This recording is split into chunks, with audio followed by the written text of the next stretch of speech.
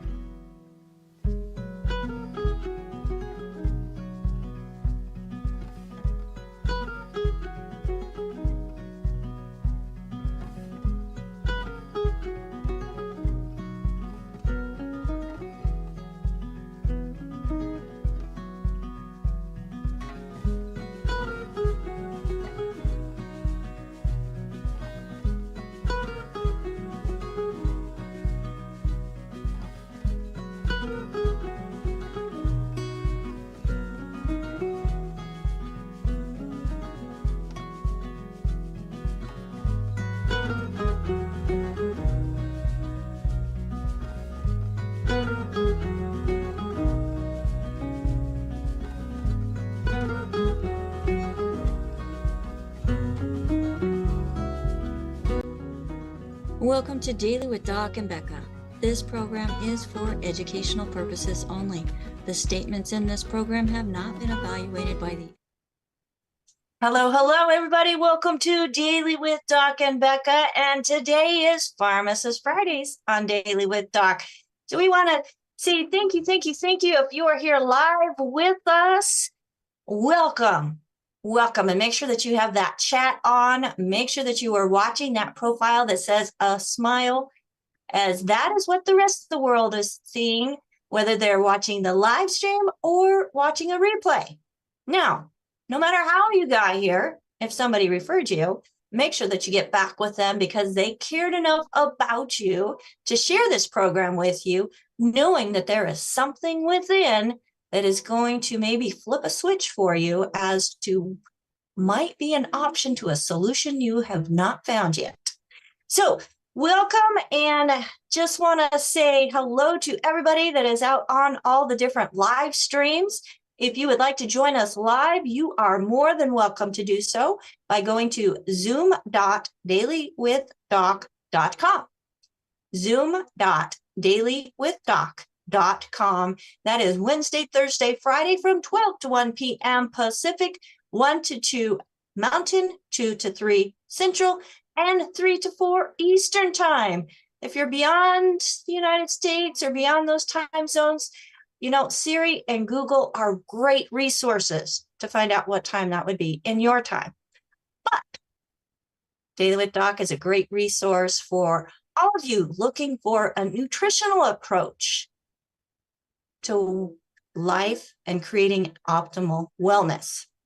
Now, today's episode, like I said, is, or did I say? No, I just said that it was Pharmacist Fridays, but today it's going to be a Q&A session, and where we're going to be diving into the burning questions about health and nutrition and how to take charge of your own biochemistry through food and supplements without relying on harmful prescriptions. So don't miss out on this opportunity to ask your questions, as we have Pharmacist Ben R, who is here to help empower us to live our healthiest life possible. Pharmacist Ben, welcome to Daily with Doc. Let me find where you're at. Maybe somebody can help me. There you are. All right. Hello. Hey. Welcome. Well, thank you for that kind introduction. I appreciate that. Well, Forgot the best part, though. We're too stupid to understand how the body works, so don't pay any attention to us. Make sure you always check with your doctor who's a genius, unlike us idiots. You forgot to say that. Oh, did I? Yeah, You I don't know, remember you saying that. I really like to I'll repeat focus that. on the We're too stupid to understand positive. any. We're not as smart as your doctor. We're too stupid to understand anything. So don't say anything to us. Make sure that you ask your doctor who's a genius. I took care of it for you. All Thank right. you for taking care of that disclaimer because it does have a really negative approach It's to offensive. It's a taking slap in away all our our power. faces. It's a slap in all our faces. But that being said, we do that. We do actually believe that deep down inside. I did a talk yesterday or Monday or Tuesday. I did it for Fred Van Loo, right? My friend Fred. Uh-huh. Fred. And so I every Monday do. you're talking. And so I spent the day talking about the simplicity of health, which is what we talk about here on this program all the time, the triangle of disease, or which I'm now kind of revisiting and reworking to the plane of disease, because even the third point complicates things. So you only really need 2 points. And that's the digestive system, the blood sugar system. And this is where we have control over our bodies, how they show up. And I spent an hour talking about that and going through it. And sure enough, at the end, what do I do about my glaucoma? And so I had to think to myself, okay, what did I do wrong here? Because I just spent an hour talking about how everything's related to the triangle of disease or the plane of disease. And yet at the end, it didn't land to the extent where the one wanted to know about the glaucoma. And so I thought about it. I said, okay, that makes sense to me because glaucoma is your eyes. How do you Yep. actually work on your eyes? What goes wrong with your eyes? So let me just talk about glaucoma and how this is related to this. And this is going to have to do with the people who have atrial fibrillation, the people who have nausea and dizziness, the people who have everything else. We don't really have a grasp on how this thing we're riding in called the human body is put together. And even the healthcare professionals don't have a real grasp on the integrated nature of the body, which is why they don't know what to do. So glaucoma, it's the eyes. God forbid, and I'm not meaning to pick on anybody here, but we'll use you as an example, Rebecca. God forbid you get just diagnosed with glaucoma. What do? What would be the first, if you didn't go to a doctor, what would be the first thing you would do? Because it's your eyes, and if you don't really understand the mechanism, yeah, triangle of disease, but how does that affect the eyes? How's it all connected? She went to the doctor, and well, first let me tell you what glaucoma is a rise in intraocular inside the eye pressure. There's liquid in the eyes. The eyes are saturated, bathed in liquid, and that liquid has to be tightly regulated because if there's too much liquid, it's going to explode your eye. Or before that, it's going to push against your optic nerve. It's going to cause blindness. It's going to cause problems, put it this way, if you have pressure in the eye. And glaucoma is a leading cause of blindness. So what the heck do you do? So she went to the doctor. So what does the doctor do? He literally, no exaggeration, he literally drills into the eye to relieve the pressure. Literally drills into the eye to relieve the pressure. So this is because they don't know what to do because they don't really understand the logic of glaucoma. So what is glaucoma? What causes this rise in intraocular pressure? And how does it relate to the triangle of disease? So the eye, or the eyeball, has fluid in it. And in order to keep the fluid at a constant level, there's a balance between the production of fluid, the eye's producing fluid to bathe, the eye has to stay moist, and the loss or the exit or the drainage of fluid. So fluid is constantly drained through a drainage system. And this drainage system has to be balanced with the production. Otherwise, you get too much production, you get too much fluids, you get too much pressure. And this is what glaucoma is. It's a rise in what they call intraocular pressure, or IOP. And there is no medical strategy that can address the cause because people don't really understand the cause. But if you understand the triangle of disease, and I'll tell you how it is all linked together, but you can assume that whatever your health challenge is, by reverting back to the triangle of disease, you can solve it. Okay, so how does it work with the eyes? The eyes have a drainage system. That drainage system is composed of a net and a literal opening. They call it a canal. And on top of the canal, you have a net. And that net is made up of the most important part of the body. Remember, the body's made up of 4 kinds of stuff. I say stuff, but it's really tissue. Stuff sounds less scientific than tissue. So trying to be gentle here with words, I don't want to freak anybody out. I want it to be easy to understand. We'll say stuff. tissue, i.e. stuff, i.e. tissue. What are those 4 kinds of tissue? There is the coating, the covering. That's called epithelial tissue. Your skin is epithelial tissue, classic case. The body's electrically wired with nervous tissue, nerves. And then there's the middle part, the flesh robot, the stuff you see at the bodies exhibit, right? You've all seen the bodies exhibit. That's a blending of the most important part of the body, 90% or 80% or a huge proportion of the body is this flesh robot, which is connective tissue and muscle tissue that are integrated. You want to know what connective tissue and muscle tissue integrated are like, think of the bodies exhibit. Or if you cut a cross section through that robot, that flesh robot that you see the bodies exhibit and pull it out, you'll have a steak. And that steak is made up of muscle tissue and connective tissue. Can you picture that in your head? You have the flesh robot, you pull out the slice, you cross-section it, pull out a slice. There's the red part, which is the muscle tissue, and the stuff around it, which is the connective tissue. The connective tissue is the key to the whole operation. It is the connective tissue that feeds everything. Connective tissue is called connective tissue because it connects everything, pulls everything together, but really it feeds everything. It oxygenates everything.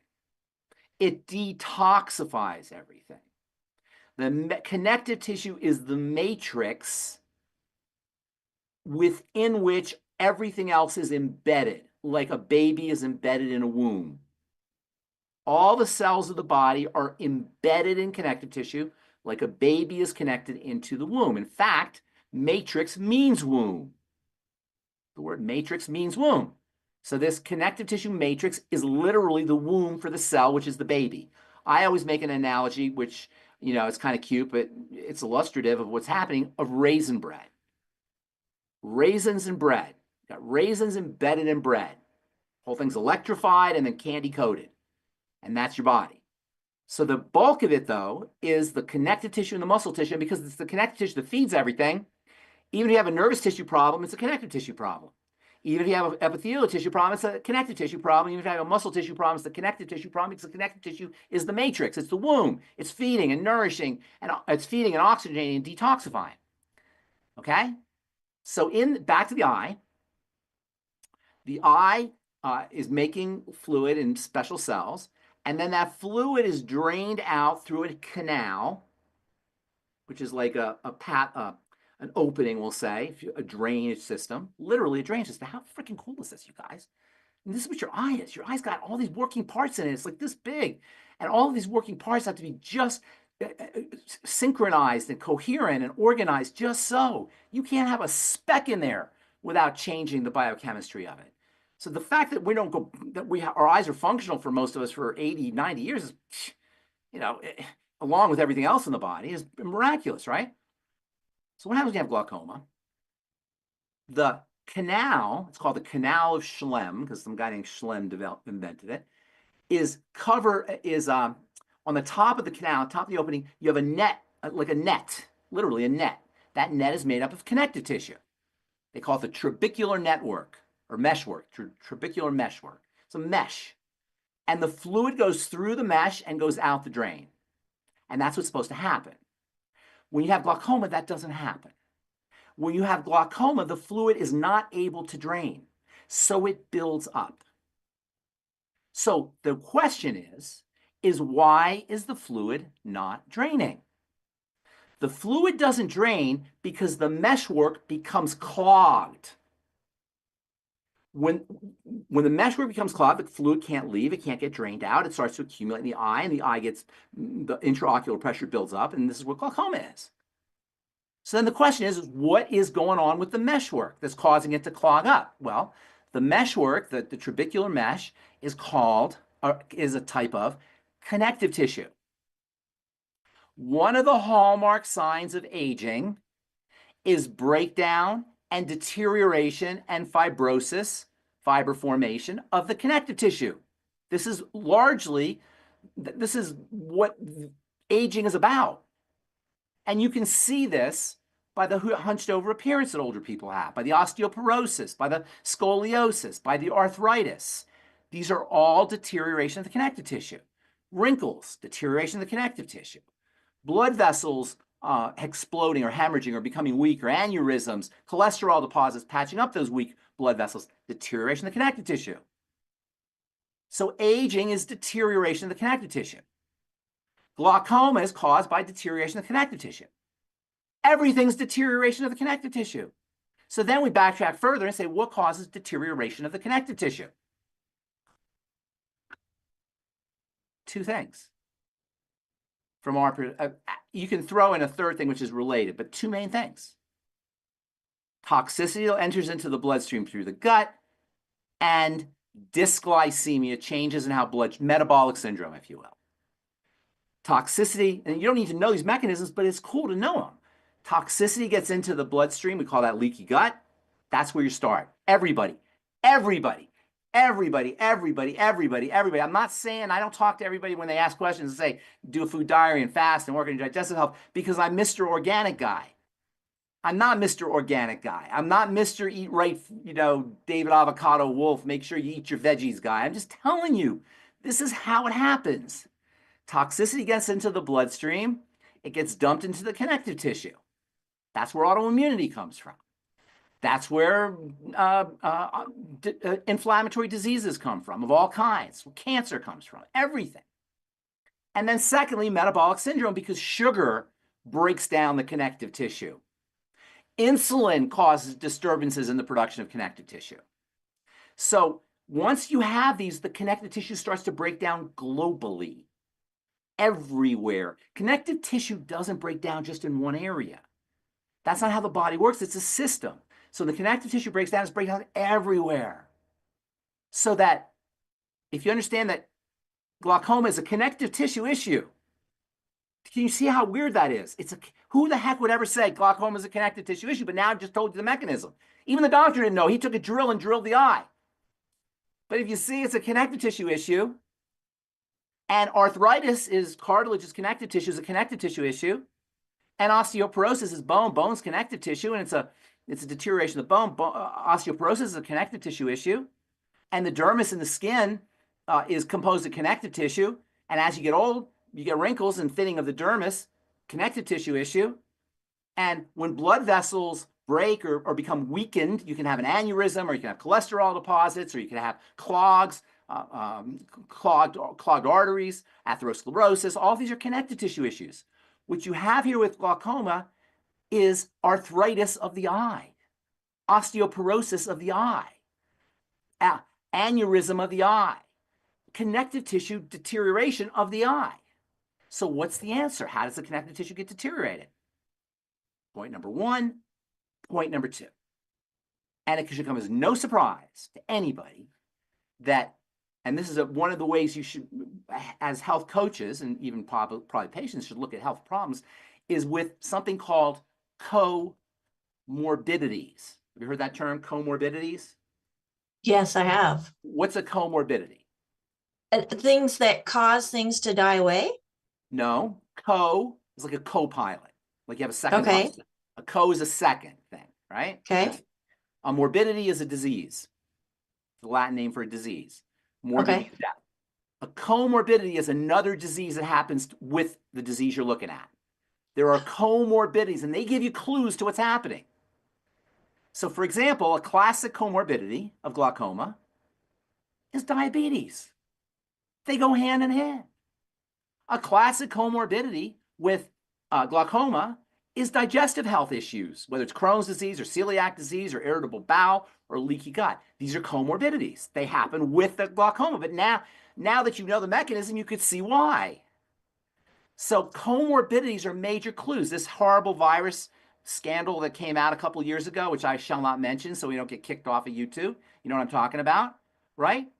Would it surprise anybody to know that the biggest comorbidity was blood sugar, was dysglycemia, and a second comorbidity was digestive health? Long COVID, or, I don't even want to say it, but, long, where you keep having, would it surprise anybody to know that long whatever is associated with digestive health, ulcerative colitis, and dysbiosis, and irritable bowel, and metabolic syndrome? Long Lyme disease, chronic Lyme disease. You've heard this. Oh my God, chronic Lyme disease. What do I do? Nobody knows what to do. Would it surprise anybody to know that chronic Lyme disease is associated with dysglycemia as a comorbidity, or diabetes and intestinal issues as a comorbidity? What is this telling you? They're all the same thing, which means we simplify. Like I said last week, we reduce.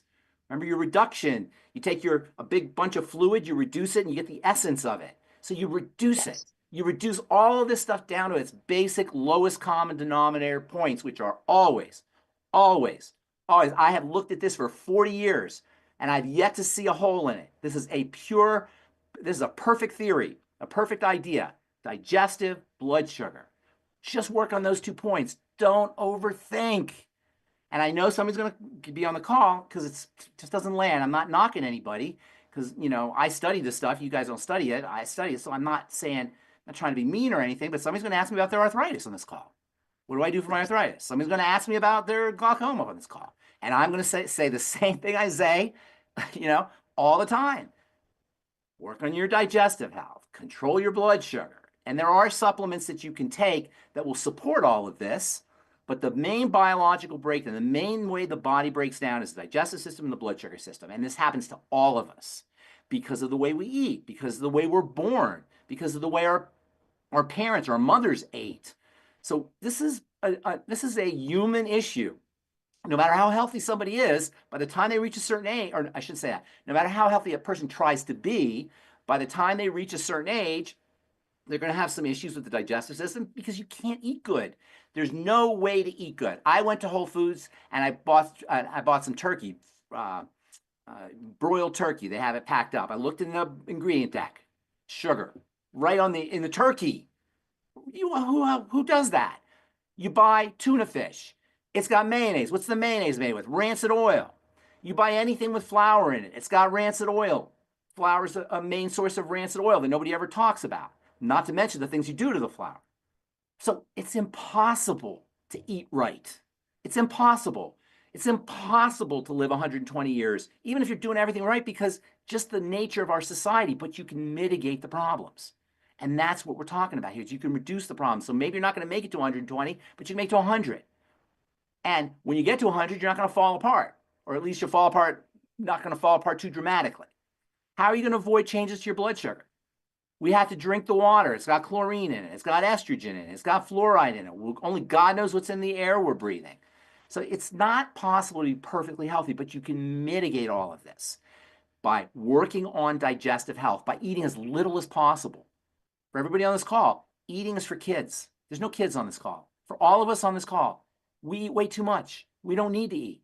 And I'm not saying this to attack anybody. I'm just saying these are leverage points. These are power points. These are places that give us control. The most important invention ever was the lever, not the wheel. People think it's the wheel. It's the lever, because with a lever, you take a little move and you can have a big effect. Leverage.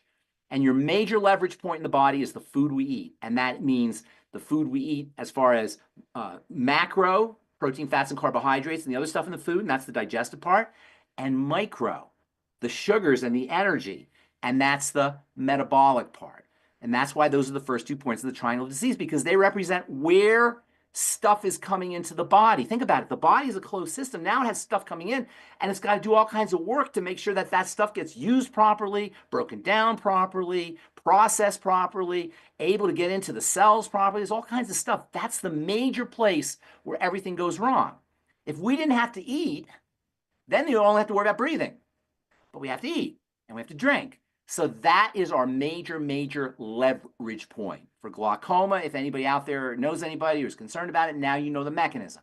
It is a connective tissue problem, and it's no accident that it's linked to other connective tissue problems, and it's no accident that it's linked to the first 2 points on the triangle of disease. So if you want to be treated correctly for glaucoma, you work on your digestive system and your blood sugar system. You work on connective tissue. You make sure you're doing all your connective tissue building nutrients appropriately, and you can treat yourself the same way you would if you had arthritis. Now, so, without knowing this about the eye, who would ever think that the eye is like the bones, or the eye is like the joints, or the eye is like the collagen in your blood vessels or your skin? Who would ever think that glaucoma is wrinkles of the eye? But once you see how the whole thing is put together, does this make sense? Can you see what I'm saying? Yeah. So the next time you go to one of these guys, medical professionals, you're going to get whatever they do. That's what they do. You know, I'm a scorpion. That's what I do. And I don't mean to say that they're scorpions, but, you know, we do what we do. We go to the doctor, you get doctored, you know? So you get glaucoma, you go to the doctor. He's not going to tell you about connective tissue. He's not going to tell you about glucogel caps. He's not going to tell you about dysglycemia, metabolic syndrome, and a leaky gut. He's going to say, let's give you a steroid, or let's give you something to force open the canal, or drill into your eye. You know, that's what happens. I know it's crazy. It's absolutely ludicrous, but this is the world we're in. And that's why I tease you when you say, you know, you do your little, you know, This program is I for know you have to do it. educational. I know you have to do it. I'm just teasing a little bit, but that's what happens is we have this world we're in where we believe we're stupid. We're told we're stupid. You know, one of the greatest crises that human beings have is a phenomenon known as learned helplessness. Have you heard of this concept of learned helplessness? If you take a rat and you put it in water, and you have a little bridge that it has to get out of the water, but you don't let it get to the bridge. You keep pulling the bridge apart. Eventually, it'll tread water for a while, and it'll try to get to the bridge, and eventually just give up. That's called learned helplessness. It's really a literal psychological concept or theory, learned helplessness. And this is what happens to us. We learn to be helpless.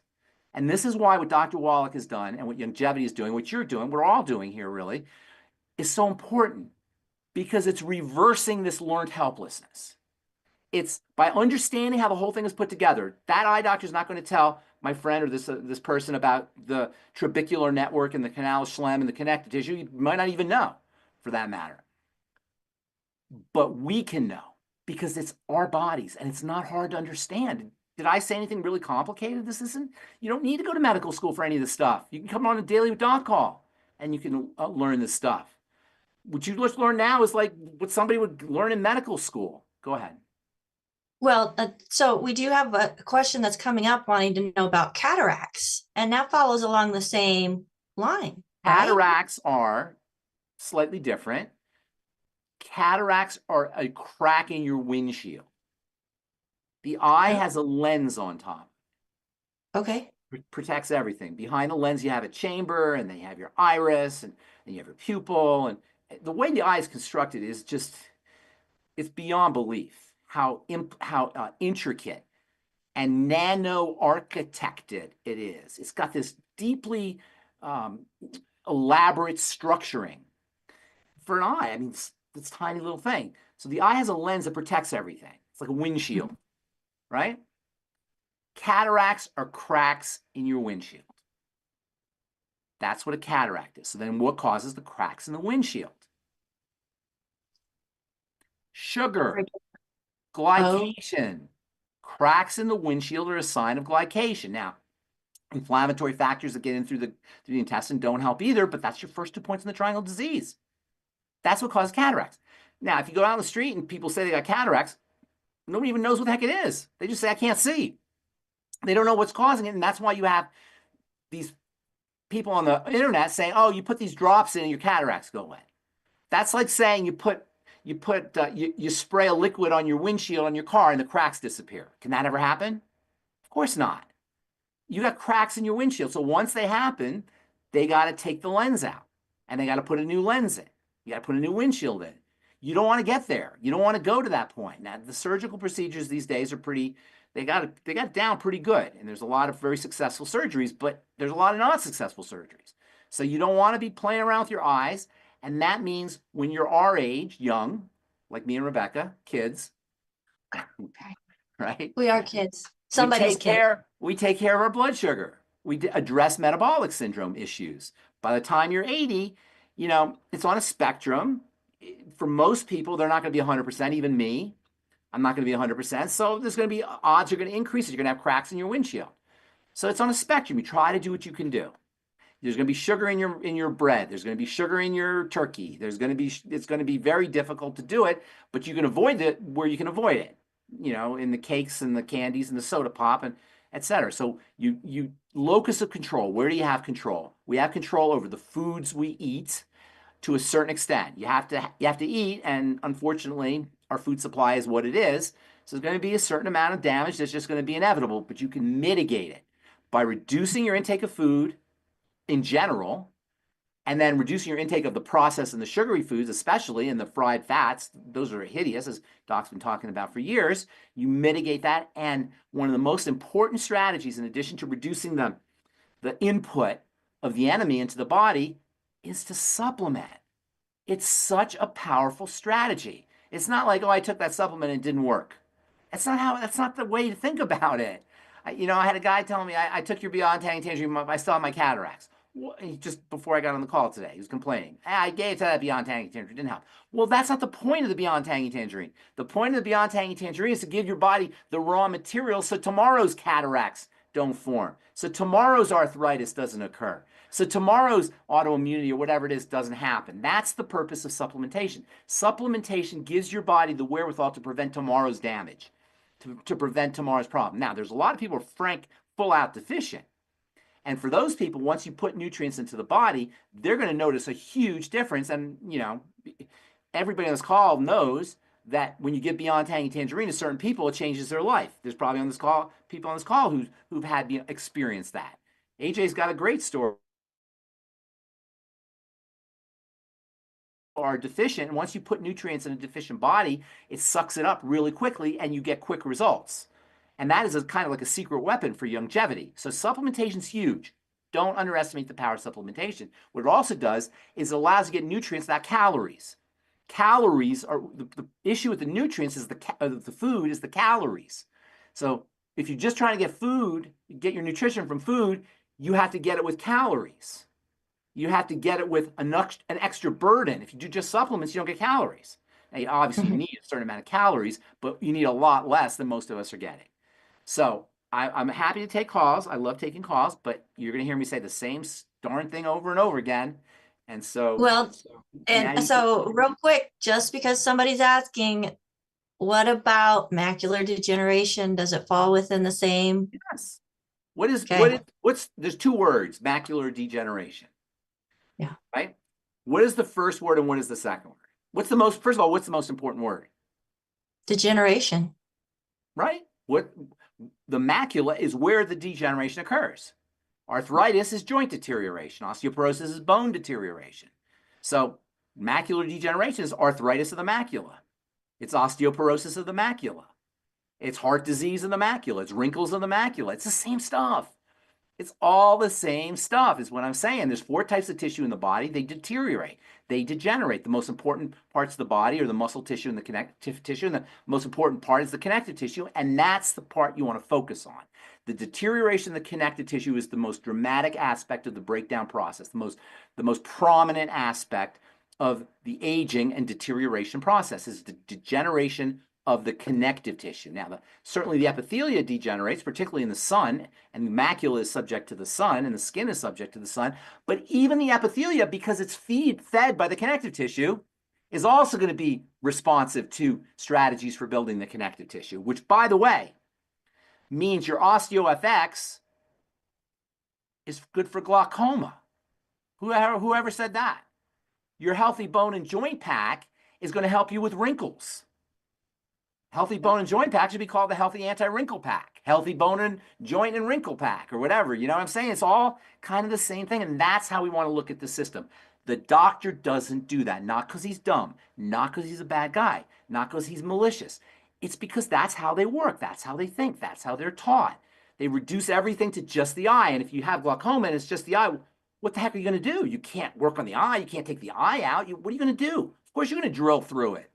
Or put poison in it that opens everything up because it's just the eye. You don't see how it's connected to the bone. You don't see how it's connected to the fascia. You don't see how it's connected to the dermis, the collagen in the dermis, because we're only seeing the eye, or we're only seeing the heart, or we're only seeing the pancreas, or we're only seeing the specific parts of the body. So when you have a heart problem, you go to the cardiologist. You have an eye problem, you go to the ophthalmologist. You got a bone problem, you go to the osteopath or whoever takes care of bone. You know, we reduce everything into its specific organ and target that specific organ because you can't do it. It's not possible to target a specific organ except for poisoning it or removing it or drilling through it. That's the kind of treatment we get. That's called being doctored. and I make a joke about it, and I don't mean to be mean-spirited or anything, because I have lots of friends who are physicians, and they are largely beautiful human beings. And in terms of life-threatening injuries, life-threatening conditions, they save lives. So this is not a knock on them. It's a knock on the model, and it's on us because we're going there. Nobody's forcing us to go there. Okay. So. Okay, so that was a great introduction. So, Thank you. folks, if you got eye issues, it's not an eye issue. Yes, if you have an eye issue, it's not an eye issue necessarily. Now, there are local things that can happen. You can get something stuck in your eye, or something can happen. Yeah. But the degenerative process that's associated with aging is not a local issue. Degeneration is not local; it's global. All right. So, okay, here's a question for you. Yes, ma'am. I have somebody that craves Tangy Tangerine and OsteoFX. Okay. Can you take too much? You'll pee out the Beyond Tangy Tangerine. It's water soluble. OsteoFX, vitamin D is stored. There's vitamin D in there. So theoretically you could, but vitamin D has to be activated, and you won't activate it if you don't need it. So you'd have to really work at it. It's not necessary, but you have to drink the whole bottle all at once or something ridiculous. Shy of ridiculousness, no, you're not going to overdose on it.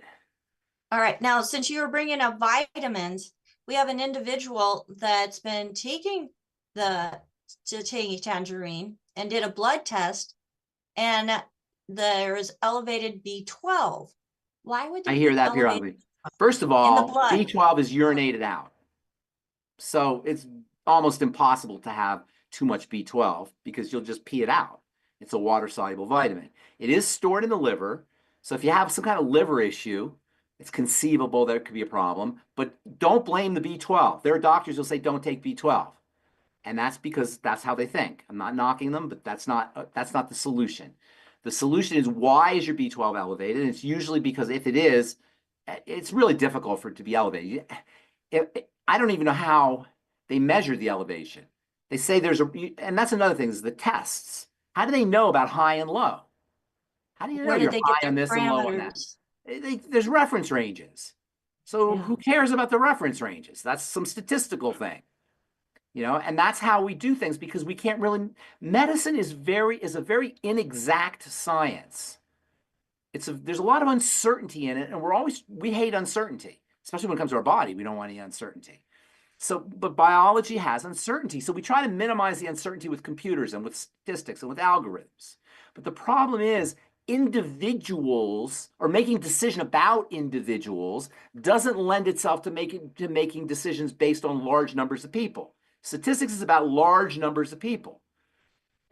They hope that it'll all come out in the wash. Some people are high, some people are low, but it'll all come out in the middle eventually. It'll all come out in the wash. But for the individual who's going to the doctor to try to make an assessment on their health based on a number that's gleaned from a large number of sample points, it doesn't help the individual, because what's true about the individual is not going to necessarily be true about the masses of people whose numbers are being averaged out. Every individual is going to be different. So it's hard to really say high and low based on numbers. What you want to do is go by symptoms. So for this person with high B12, okay, I assume they went to the doctor for a reason. What's their symptoms? Do they have a liver issue? Do they have a cardiovascular issue? Do they have symptoms of metabolic syndrome? Do they have leaky gut? Do they have ulcerative colitis? Do they have all of these other comorbidities? And those give you places to work. If you just say B12, that's meaningless. That's like Bob Ross with a dot in the middle of the painting. I don't know what that means. I don't know what that dot is. But you put another line, and all of a sudden I see a river. And another line, there's a mountain. And another line, I see a landscape. You got to triangulate. You need multiple points, at least 3, to be able to have a picture emerge. The more points, the clearer the picture. 1 point, large B12, that doesn't tell me anything. And it tells me that it's unlikely because B12 is urinated out. So I don't know how you could have, your body takes care of that. If it stays high, there's something going on. And I need to have multiple points. So for this person, are they on the call? No, it was an email that came into questions@dailywithdoc.com. Okay, so well, if they want to come on the next call or something, we can do questions. Yeah, so we can get some more questions. So, folks, you just heard a lot about eyes and how it's connected to other things, your comorbidities. So if you could think of anybody as you were listening, make sure that you show or share this program with them so that they have a better understanding of what is going on as well. Because drilling a hole in your eye just does not even sound like. It was a very small hole, to be fair. It was a tiny Well, hole. I know, but still, that just makes me cringe every time. So let's go to questions. And again, Yes. folks, if you were referred to this program by somebody specific, get back with them to help you come up with the solutions to what concerns you most, but they'll be able to connect those dots to underlying causes. Let's go to Marilyn. Marilyn, what questions do you have for Pharmacist Ben today? Okay, I have three, but two are similar. I think kind of answered one. Okay. Diverticulitis. Oh no. Is it a what is connective? What is diverticulitis? Okay, is it a connective tissue where the tissue has been stretched, Now we're starting to get somewhere here. or is it an overgrowth of bacteria that puts holes in the colon? Well, it could be both, couldn't it? Okay, So what is divertic? What are diverticula? First of all, diverticulitis. Itis means little inflammation. sacs, right? Kind of pockets, more like you could say sacs, okay. like pouches, if you will. These pouches, your intestine is another really super cool structure. It's got these little invaginations, things that go deep, circle like pockets or pouches. Why? To increase the surface area. The intestine is responsible for absorbing nutrients, so the more surface area you have, the more nutrients are going to get absorbed. Does that make sense? And so how do you increase surface area? This is got a surface, but if you can go like this, now you've got extra surface. So the nature will form pockets wherever it wants to increase surface area. Does that make sense? Mm-hmm. Are you sure? That sounds like a good thing. Are you sure that makes sense, though? Yes, sounds like a good thing. It is a good thing. It's a very good thing. The problem is these pouches are susceptible to stuff getting stuck in there. Remember, your intestine's got a lot of bacteria too. So food and stuff getting through, bacteria and particles, they can get stuck, which is why you want to constantly be flushing the intestine. So more fiber? Well, that's one of the strategies, but hang on. If you don't flush if you don't have regular bowel movements and constipation is a real thing, or if you're constantly irritating the intestine with the wrong kinds of foods like gluten and lectins and fried fats are very inflammatory for the intestine. And who doesn't eat fried fats? Old hormones, estrogen can be inflammatory for the intestine. All of a sudden, you can start to develop these deeper pouches. These pouches can get bigger. They're not really pouches at first. They're diverticula is like a deeper pouch. The intestine doesn't have really deep pockets, but over time that can happen. You can start to develop these small pouches, these diverticula. This is a pathological condition. There's not ordinarily pouches. I don't want to mislead you. And I've seen some people get infections too.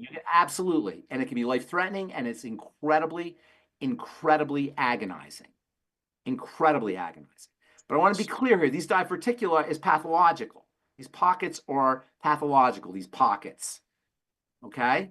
So what ends up happening is you get these bulges and these weak spots and this thinning, and it can be absolutely miserable, and literally it can kill you, life-threatening. And if it doesn't kill you, it can still be absolutely miserable. So what's the fastest treatment to try to resolve? Stop eating. Stop. Is the fastest treatment, to stop eating. When you stop eating, nothing is in the intestine. The intestine can start to heal. Now, obviously, you have to eat eventually, but when you eat, you want to eat very carefully. And when you eat very carefully, you want to, number one, try to get as much of your nutrition in liquid form, which is why the Beyond Tangy Tangerine excels and TMR shake, etc. Bypass the digestive system. It will make it easier to pass through the intestine. You don't want to take a chance of things getting stuck in there. And you mentioned fiber earlier. Fiber can be contraindicated in this condition because that can get stuck in there. So you got to be careful with certain foods. Has a break. Now you can stop eating for a little bit, but eventually you have to eat. When you do soups and juices, eventually you're going to want to start to introduce fiber into the system, and you want to make sure that you're correcting for bacteria. You want to make sure that you're correcting for bacteria in the intestine, dysbiosis, nightly essence, fermented Microbiome. foods, microbiome support. But you got to be a little bit careful for there because a lot of times people have too much bacteria. So you got to be careful. That's why the best thing to do is to put the brakes on the food. Stop eating for a little bit. And when you have to eat as little as possible and try to do as much liquid as you can. What about the EFA plus? Because of that. Essential fatty acids are nature's aspirin. And all of the diseases that we have, we're talking about commonalities and comorbidities. The fundamental, it's not a comorbidity, it's more of a commonality. The fundamental common feature of all misery, all health misery, all pathology, all bodily breakdown, all of it, not a single form of bodily breakdown, pathology, disease, sickness, illness, less than being healthy, whatever term you want to use, is without the I word. What is the I word? Immune system? Inflammation. Bingo. Inflammation? Okay. Inflammation is the calling card of the immune system. Everything's inflammatory. Everything. There's not a single health challenge that does not involve inflammation. So given that, we're all here to help people with their health or help ourselves with our health, or our friends or family, whatever. Given that inflammation is the commonality, wouldn't it behoove us to understand what inflammation is? Right? So what is inflammation? What exactly is this When the blood doesn't recognize something. You're on the right track for sure. But boil it down to its very essence. An alien. There you go. That's exactly it. Inflammation is a defensive response against an alien, against something foreign, against something that's damaged. It doesn't have to be something foreign. It can be something in your body that's damaged. It's a protective response. I'm working here, so follow along. If all disease is inflammatory, that means all dis-ease, out of ease, is defensive, right? Everything is defensive. All of our illnesses are the manifestation of a defensive response gone awry, a hyper-defensive response. Inflammation is a defensive response. It's behind all health challenges. You need inflammation. Inflammation is your best friend. You can't heal without inflammation. The way the body works is inflammation triggers anti-inflammation. What's supposed to happen is when you're inflamed, anti-inflammation comes to the rescue, and you can't have anti-inflammation unless you have inflammation, which is why anti-inflammatory aspirin and Motrin and all of those kinds of anti-inflammatory drugs have side effects, because they'll keep you from healing, because you can't go into the anti-inflammatory mode, which is where healing begins. Are you guys following this? So inflammation is very important, but it's out of control inflammation that is the problem. Inflammation is a defensive response. If a defensive response is the problem and you want to end it, work with me here. If a defensive response is the problem and you want to end it, what would be the logical question to ask? You got to remove the alien. What's causing the... What's the alien? Exactly. What is the offending agent? When we talk about dysglycemia, metabolic syndrome, and diabetes and blood sugar, the alien is the sugar. That's the thing that's getting into the body, is the sugar. That's the inflammatory substance, is the sugar. When we're talking about digestive health, the alien is the stuff that's getting in through the leaky gut. And we say getting into the body, by the way, we mean into the blood. That's really what we're talking about. The alien is the stuff. This is why the digestive system and the blood sugar system are so important. Diverticulitis is a food condition where the enemy is getting into the body, causing inflammation at the level of the intestine. Therefore, we got to figure out what the enemy is in terms of food, or stop the enemy from coming in. And that's why stopping eating is so important. Again, you have to eat. But so these pockets just in the large intestine or in the small intestine as well? Mostly the large. Large. Mostly large. Diverticulitis is mostly the large. It may happen in the small intestine, but usually it's the large intestine. And that's where most bacteria are, by the way. Most of the bacteria in the body are in the intestine, or in the digestive system, are in the large intestine. You probably can, I'm pretty sure it's mostly the large. Why do you ask that? I was just curious. Because most of the metabolism comes in the small intestine. Small intestine is where you absorb most of your nutrients, but you do absorb nutrients in the large intestine. The large intestine is where most of these diverticula will appear. Why? but it can happen in the small intestine. Why as opposed to the small intestine? Why? Probably because the bacteria, way more bacteria in the large intestine. Okay. So it doesn't affect bacteria. That would be my guess, is that's where it happens. And I want to be clear, the pockets are not, it's not normal to have pockets.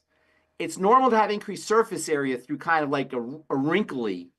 If you've ever seen a picture of the intestine, you know it has kind of like little wrinkly things. That's the surface area. The pockets are not normal. I didn't mean to imply that the pockets were normal. Okay. And one last thing, I had a client that had been on thyroid for like medicine for 60 years. Okay, good. If they get off, will the body reintroduce? Let's talk about the thyroid. No, let's talk about the thyroid.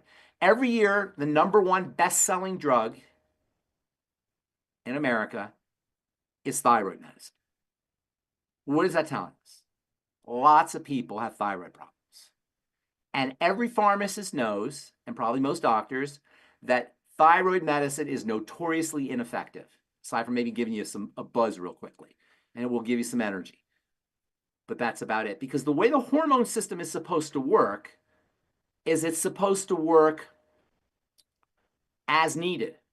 It's supposed to be responsive to the environment. The hormone system is the connection between the outside world and the inside.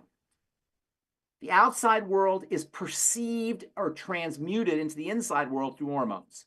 So hormones are supposed to change with what's going on in your life.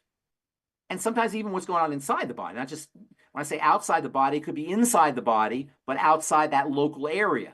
So it's a communication system. Hormones are communication molecules that's telling the body what to do. And your hormones are supposed to go up and down. They're supposed to fluctuate based on your needs. But when you take a hormone as a drug, you get a steady state. It doesn't go up and down. In fact, even worse, you get a high level and then it drops.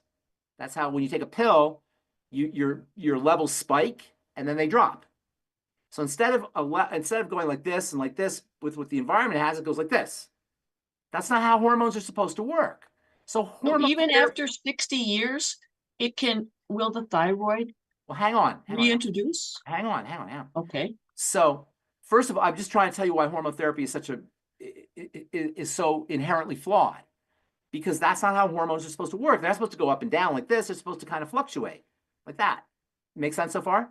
Mm-hmm. So hormones are a big problem. You can't just hormone your problems away, whether you're a woman or a man on HRT, hormone replacement therapy, or whether you're had your hysterectomy and they gave you estrogen or took your thyroid out or your hypothyroid or whatever. You can't do it that way.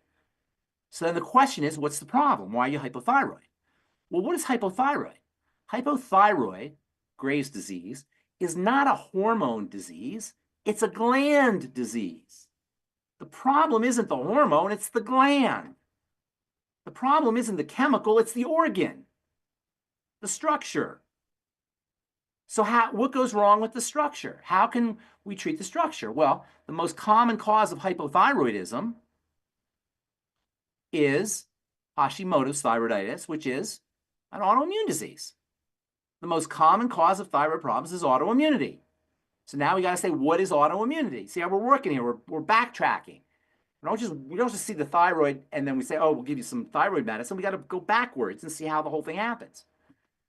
So how does autoimmunity begin? There's 130 different autoimmune diseases. There's 30 or 40 million people who have autoimmune diseases, and usually you don't have just one. Too many aliens. Aliens. Too many. It's aliens. Exactly. Except the mechanism is such that the aliens always come into the blood. The aliens don't get into the body through the eyeballs or through the nose, for the most part, or through the ears. They get into the body through the blood. And how do they get into the blood? There's only two ways. That's the classic way. But people who inject things, they also get immune diseases. So injecting things into the blood is another way we can do it. But for most of us, and that's why you want to be very careful about what you inject. And you ideally never inject. But for the most part, it's leaky gut. So leaky gut represents the route of administration, the vector, the transmission point of aliens, as you say. Aliens then get dumped out of the blood. And I don't want to say this story anymore, but it's really a good story because it's illustrative. When I was a kid and I had to clean up my room, I shoved everything under the bed, right? And that's what the body does. It takes all the toxicity out of the blood because the blood has to be pristine. The blood is, we think of the blood like a liquid, like a fluid, but it's really a very complicated organ. It's like a tissue. It's got all kinds of stuff going on in it. And it has to be kept just so, pristine, just the right amount of heat, just the right amount of acid, just the right amount of proteins, just the right amount of fats, just the right amount of everything. It's just so. And once you get toxicity entering into the bloodstream, boom, you're off to the disease races. You've thrown off this very incredibly tightly regulated balance with hamburgers or pieces of bread or sandwiches, gluten, lectins, or stuff that's coming in from bacteria, histamine, aldehydes, even little pieces of bacteria. And you throw everything off. That's a disaster for the body. Remember Lost in Space? Danger, danger, danger, danger. This is what the body's saying. Yes, danger, danger, danger. So the blood will then take all that stuff and dump it out. All that stuff gets dumped out, all that pus, and it's not exactly pus, but it's similar. It's white blood cells and dirt and particles, and it gets dumped out. But the body itself is also tightly regulated. It can't handle stuff that's dumped out. Fortunately, there's a certain amount of stuff that the body, the tissue can absorb. But then that tissue becomes toxic or alien, I should say.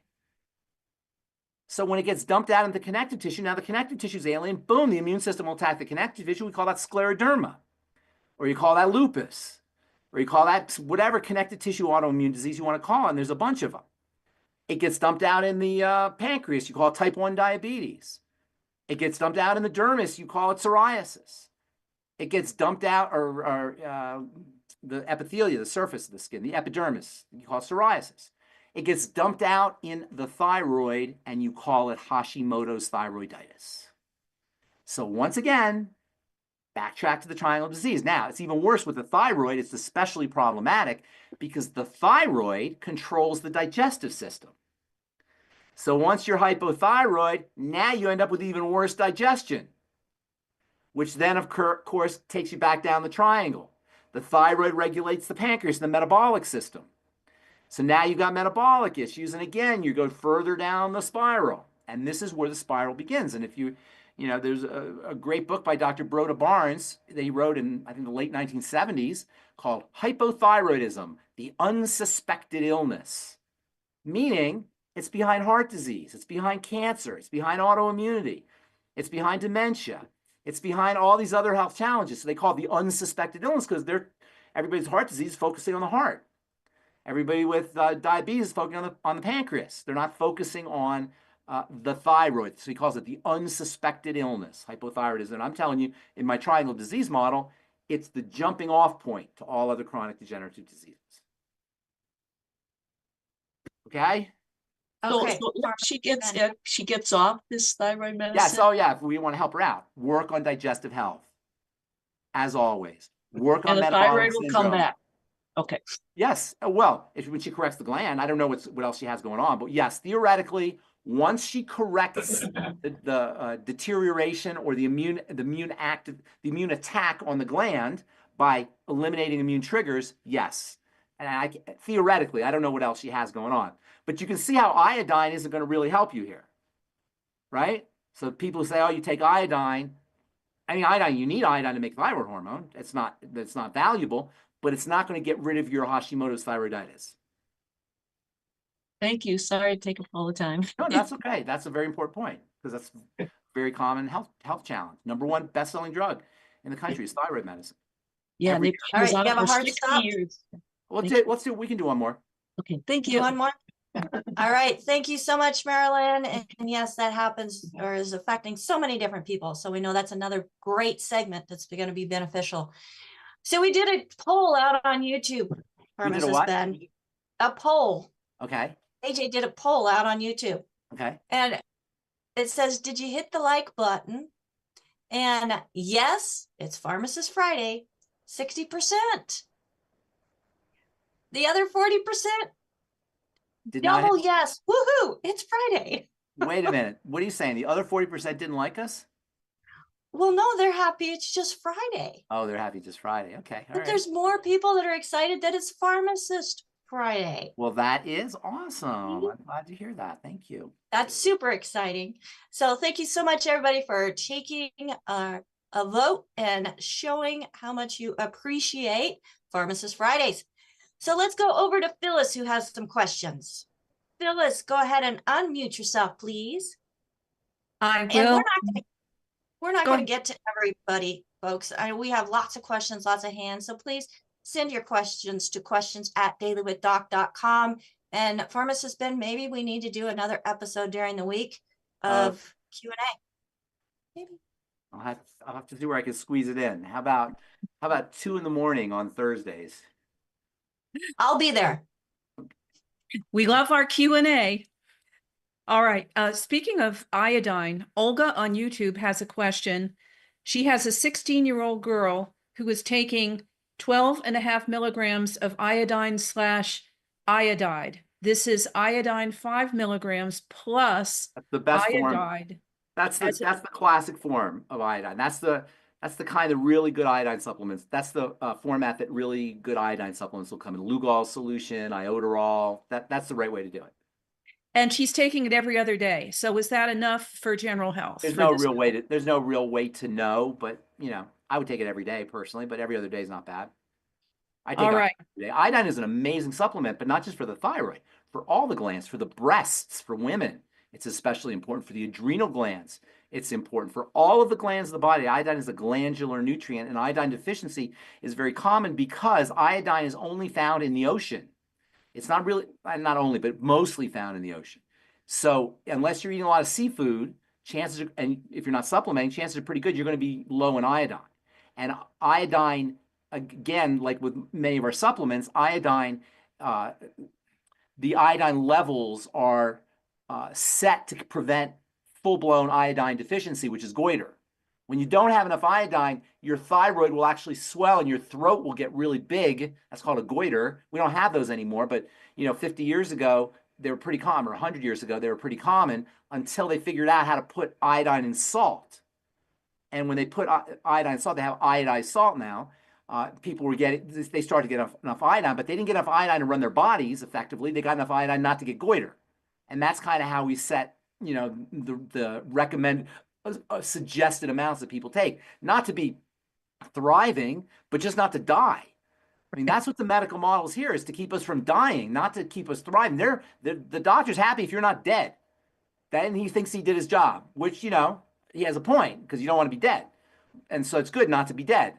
But if you want to have a great thriving life, you got to do a lot more than you got to get a lot more iodine than just the kind you get in iodized salt. So supplementing with iodine is a very good idea. And guys like Dr. David Brownstein and Dr. Guy Abraham have written extensively about how we need a lot more iodine, like 10 or even 100 times more iodine than most people are getting.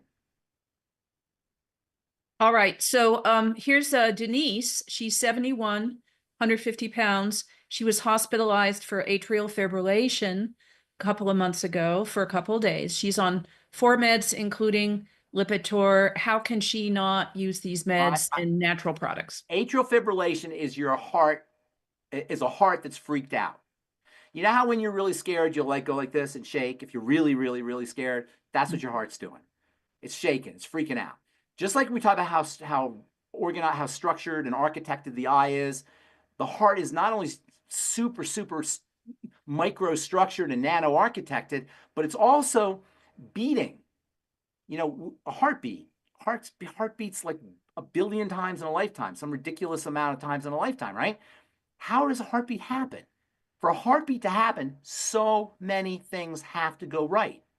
However, once the body is deprived of its basic nutrients, once it's inflamed, and once it's dealing with oxygenation issues, the heart is very, very dependent on oxygen, it starts to become dysfunctional. It doesn't beat properly. So basically, atrial fibrillation is a sign that the blood doesn't have what it needs, and that it's toxic. Remember, the only 3 things that can go wrong with a cell, whether it's a cardiac cell, a heart cell, which is responsible for beating, or brain cell, which is responsible for thinking, or intestinal cell, or any other cell in the body, there's only 3 things: starvation, suffocation, and toxification. Toxification means toxicity, and sugar counts as a toxin. Starvation is lack of nutrients. Suffocation is a lack of oxygen. So atrial fibrillation is caused by toxicity. Usually sugar is involved, and comorbidity, diabetes, and atrial fibrillation go hand in hand. Oxygen is also involved, and slow, deep, rhythmic breathing can be very supportive. And your patient will know, this person will know, that atrial fibrillation tends to get worse when you hold your breath. I don't want you to do that, but if you were to notice when your heart started to fibrillate, there was some oxygenation issues. And then, of course, there's the nutrition that's also very important, particularly the energizing nutrients like B vitamins, vitamin C, and essential fats. And I meant to say this when you asked about essential fats. I kind of slipped my mind, Marilyn, earlier. Essential fatty acids are nature's aspirin. They're the natural aspirin. They're the natural anti-inflammatories. The inflammatory system runs on fats. So once you don't have enough essential fatty acids, or you're ingesting the wrong kinds of fats, or you have a problem with your fat metabolizing system, fat processing system, the gallbladder and the liver and the intestine, inflammation goes through the roof. And so fats are very important as well. And the heart is very dependent on fats also. So your ultimate EFAs are very important. Magnesium has a nice relaxing effect on the heart. So your osteomag or osteoFX is going to be very important. Healthy bone, healthy brain and heart pack. I would definitely be on that. Fucoid Z, which I wouldn't mind doing just a whole show on Fucoid Z because there's so many benefits to that, is a wonderful blood thinner that will keep the blood moving so you get more oxygen to the heart, more nutrients to the heart, and more toxicity away from the heart. So atrial fibrillation should be regarded as a digestive health issue, a blood sugar issue, and a oxygenation and a nutritional deficiency issue. By digestive, I mean toxicity, and by blood sugar, I mean insulin and sugar, both and blood glucose, both of which are associated with atrial fibrillation. So you might want to consider your healthy blood sugar pack in addition to reducing your intake of fast-burning sugars, fruit juices, pasta, rice, potatoes, desserts, soda pop, that kind of stuff, as well as increasing the fiber and increasing water. These are all for blood sugar. Something as simple as drinking water is going to dilute your blood sugar. And then digestive health strategies, first 2 points on the triangle of disease, healthy brain and heart pack. And then if you want to throw in a few extra things, ultimate selenium, as Doc's been talking about for years. Selenium is super important for the heart. Osteomag, magnesium is very important for the heart. BTT, like it's going out of style because of vitamin C. Vitamin C is really important for the heart. All of these are wonderful strategies. The cholesterol drug they're doing is not going to help her with her atrial fibrillation. I don't know what other drugs she's taking, but Lipitor is not the answer. Such important information. Thank you again, as always, Thank for you. the enlightenment. I'm sure I misspoke a few times, and I apologize for that. I forgot to say things I wanted to say because I'm kind of flying by the seat of my pants here, going, giving you these answers. But you're right. That's a lot of good information. That's a lot of good stuff. Ton of great information, like a whole hour plus of great information. So folks, thank you so much for joining us here on Daily with Doc. Pharmacist Ben, you blew it out of the park again. Hit it out of the park again. I got to get my terminology right. Yes. All right. We do have more hands, but I know you've got to stop. I do. If I could get what? I say we could do this next Friday. Next Friday. We got it. We got it. If we could get the co-hosts up on the screen with us, we could not do this without them, as it does take many hands. I say Kaylee. I haven't seen Kaylee before. Kaylee St. Mond. Hi, Kaylee. I don't think I've seen you before. I haven't noticed. Nice she doesn't always have her camera on because of internet. So there's Coach Rod. There's handsome DJ. Marilyn, Phyllis. Hi, everybody. Yeah, so we've got Kaylee. She's helping with our social media presence. We have Albert. He's helping to bring people in. He's also part of the phone team. So if you call folks and you have this amazing accent on the other end, that's Albert. And we have Marilyn, who is bringing in questions. She does the dictation, putting it into the chat. Thank you, Marilyn. We have Phyllis, who's doing the dictation and adding more to what Marilyn is doing while Marilyn is actually asking questions. So thank you so much, Phyllis. And she's bringing things in from the different platforms. So she's got some multitasks going on there. We've got Coach Rod keeping an eye on stuff, bringing in questions, making comments out on the different platforms. We've got AJ, who has been so instrumental in helping us get on the different platforms. And we have Ruth Ellen, my executive production manager, who helps keep us on task and puts everything together that gets pushed out. So the live streams on those different platforms happens. So Pharmacist Ben, we've got a great team, and this is just a small fraction of the teams around the world who are here wanting to make sure that you're getting the information that is empowering to help you make better choices. So I think we've got a great team, Pharmacist Ben, and thank you for being part of it. Thank you, Rebecca. You need some props yourself. Thank you for what you're doing. Oh, well, thank you. AJ, you still have your hand up. Was there something I missed?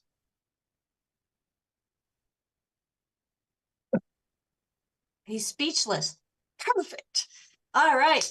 Everybody, thank you so much for joining us here on Daily with Doc and Becca. If you would like to learn more about our coaching program that's offered by the Institute of Holistic Health, go to coach.dailywithdoc.com.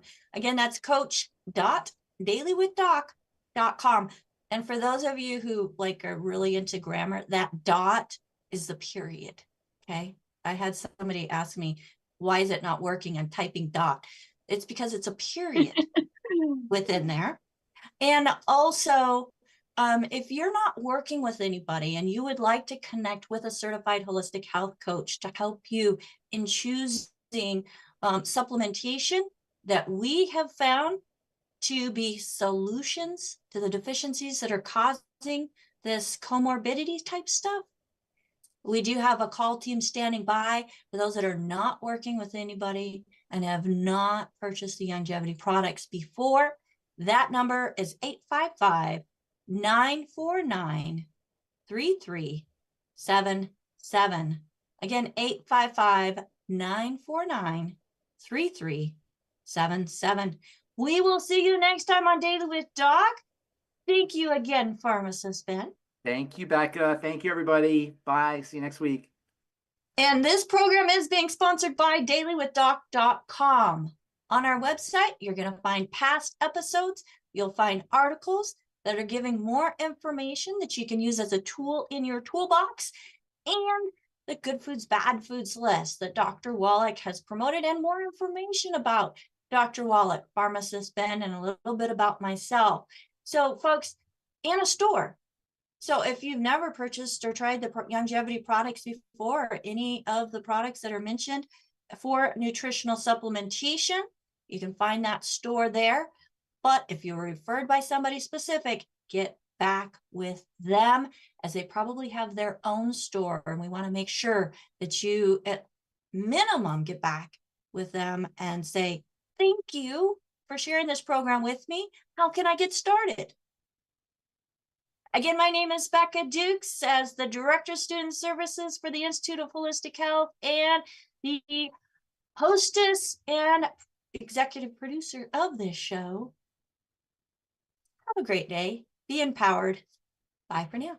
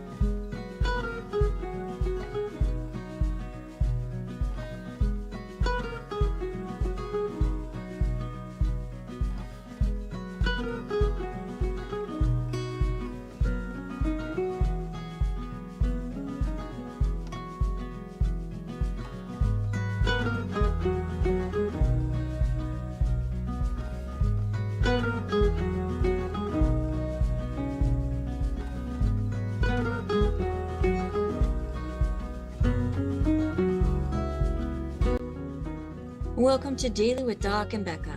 This program is for educational purposes only. The statements in this program have not been evaluated by the FDA. The content is not intended to diagnose, treat, cure, or prevent any diseases, nor is it intended to take the place of your primary care physician. Testimonials are shared as individual experiences of the individual sharing their testimony. Results vary and may not be typical.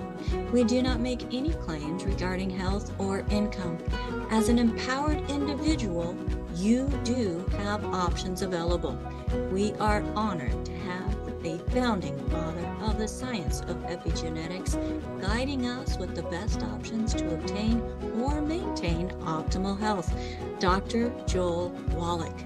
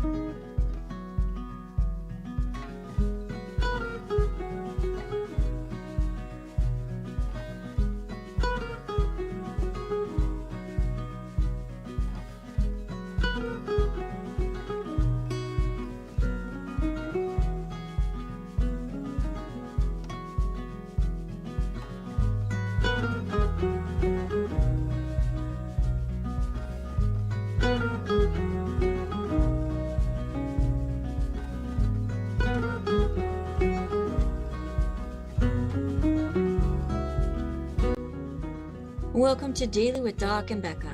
This program is for educational purposes only.